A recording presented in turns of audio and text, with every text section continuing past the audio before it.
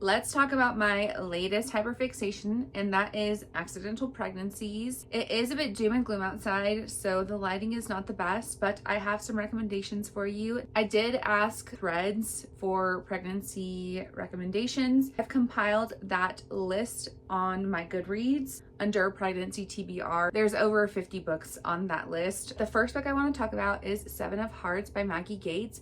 This is the first book that I've read by this author, and I was thoroughly obsessed.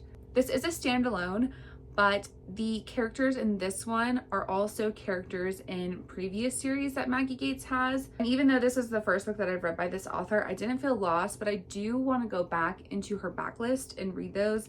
That way I have the relationship of the other characters that were in this book. This follows Logan and Leah, and Logan and Leah have been a part of each other's lives for like ever, because Logan's sister is best friends with Leah. Logan has had a really rough life, and I believe he was kind of like adopted into the family that he has now, but due to his past, he wants to kind of get out of his small town, so he's like moved to Chicago and kind of like has left that on the back burner.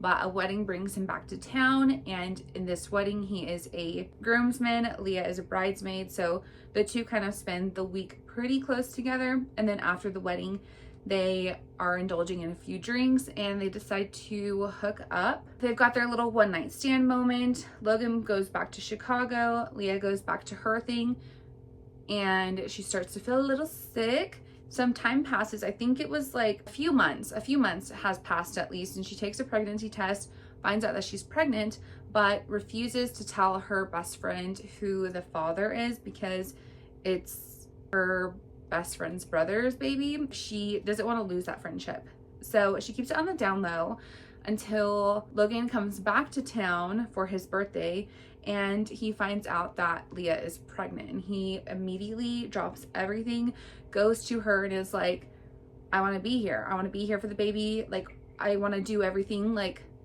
I'm here. So we've got over the course of their relationship kind of going back and forth between them keeping it a secret from everybody and Logan just really showing up for everything that Leah needs. Like, the caregiving in this book is amazing. And then Leah ends up having some complications during her pregnancy. She develops, I forget what it's called, but it's like pregnancy diabetes that she gets, and so Logan is there for her to make sure she's getting her insulin injections and checking her blood sugar, all this other stuff. So he like really takes care of her and makes sure that she's got everything that she needs in order to like feel comfortable. And this also plays into her being extremely needing attention down there, if you catch my drift. He also enlists the help in that department, and then the two start hooking up to kind of tame the beast, if you will. This was just an amazing book overall. I absolutely loved it so much, and I don't know, definitely my favorite that I've read from this list so far. Next we have By the Letter by Julia Wolf.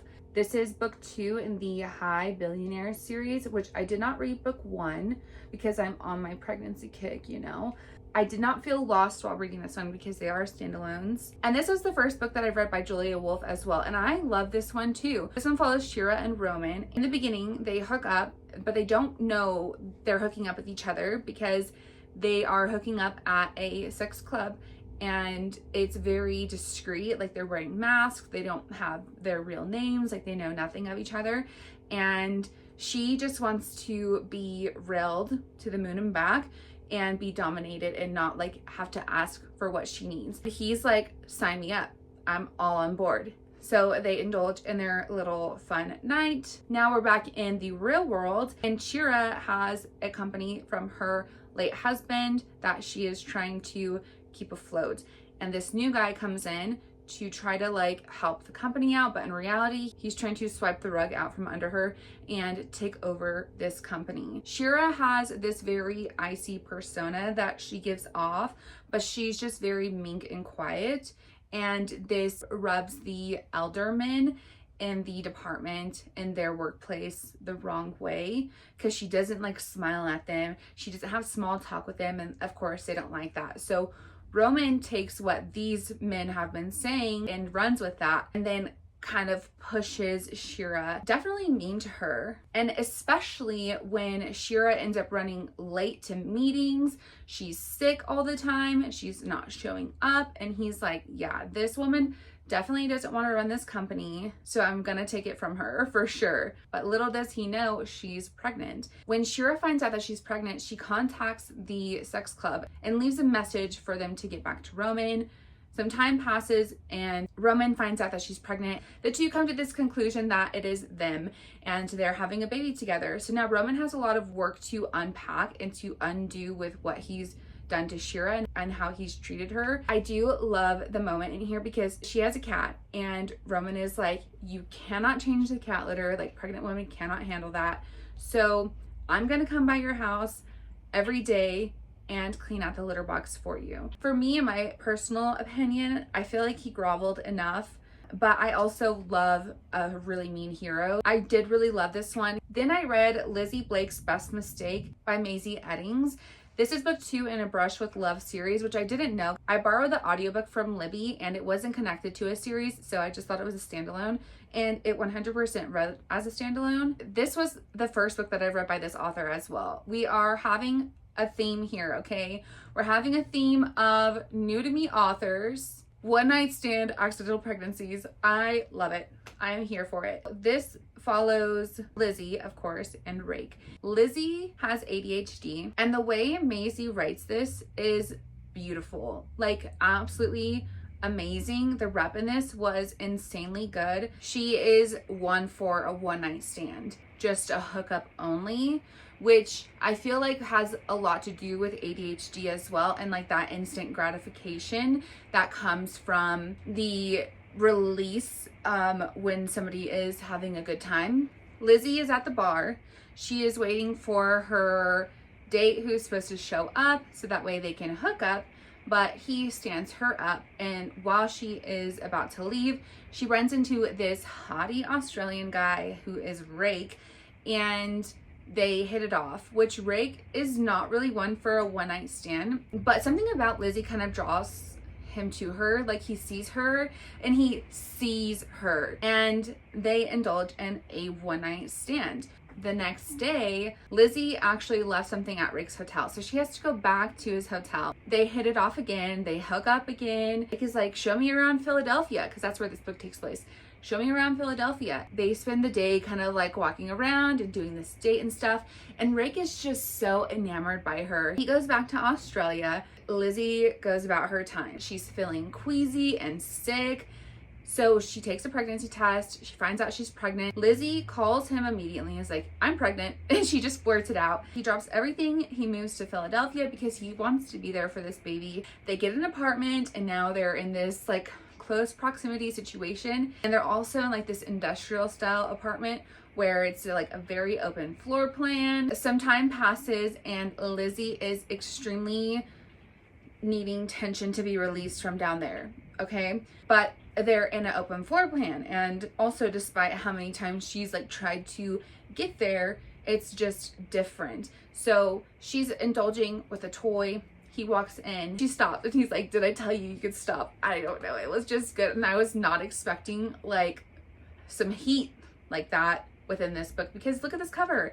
I mean, this is one where it's like, don't judge a book by its cover, right? Just really love this one, and I loved that Rake didn't try to change her and that he was just there for her through the motions. The way I picture it is like he's just looking at her with freaking googly eyes. I love a man who is down bad for his woman.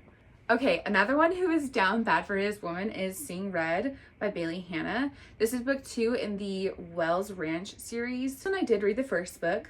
Okay, we have that there, which Alive in Wells was also really good. Bailey Hannah writes amazing like small town cowboy romance. They're not misogynistic. Usually I'm like, you have to read the first book before you get into this one. This one you don't have to. I mean, if you want to, I highly recommend Alive in Wells as well. But if you're just here for the pregnancy, then I think you'd totally be fine. So this one follows Cassidy and Chase, or Red. The nickname Red is perfect for him. He's got red hair, so red, and he also has a temper, hence seeing red when he gets angry. Cassidy works at this bar, which is actually her father's. It's the only bar in town. So everybody comes to it, including her ex-boyfriend. Shows up with the woman who he cheated on her with. Cassidy is instantly like, I'm gonna get back at him. She indulges in Red and is like, hey, will you bang me on my boyfriend's hood outside in the bar right now? Red is like, hey, I'm your guy. I'm here for you. So they do. Cassidy is also like super shook because not only is the man hello, but he is able to get her to get off, and just the chemistry that they have on the hood of her ex's car was insane. And Cassidy, after it's been done, she walks away and she's like, whoa, like that was way too much. I can't do that. Fast forward, she ends up finding out that she is pregnant. She doesn't want to tell him because she's also like a little bit embarrassed to be seen with Red. She doesn't want the town to know that she slept with him, which obviously if the town finds out that she's pregnant, most of them are assuming that it's her ex's, which like is not the better of the two. But I don't know, Cassidy, she just, whatever, she's just got something weird in her head that she's got to get out of. It's also a small town and you can't keep that a secret for forever. Red ends up finding out that she's pregnant and is like, hey, is this my baby? Of course she's like, yes. So they kind of keep like this secret relationship, but again, the chemistry is like off the charts. He is down bad for her. She's super sick in the beginning. He gives her these sour apple Jolly Ranchers. He just makes sure that she's eating. She loves potatoes, so he like looks up all these dishes and starts making her all these different like potato dishes and stuff. Again, he's just so down bad for her and I just loved it so freaking much. But he does have a little bit to overcome because he doesn't come from the best family life and the town has kind of like held that over his head. But he also doesn't do a good job at making people think differently because he is always seen like fighting at the bar and stuff. This one was just so good. Again, a man who simps over his woman will be my downfall every time. Every single time. The last book that I want to talk about is Sunlight by Devney Perry. This is book 2 in the Haven River Ranch series. I did read book 1. This is one I feel like you don't necessarily have to read the first book in the series in order to like understand this one.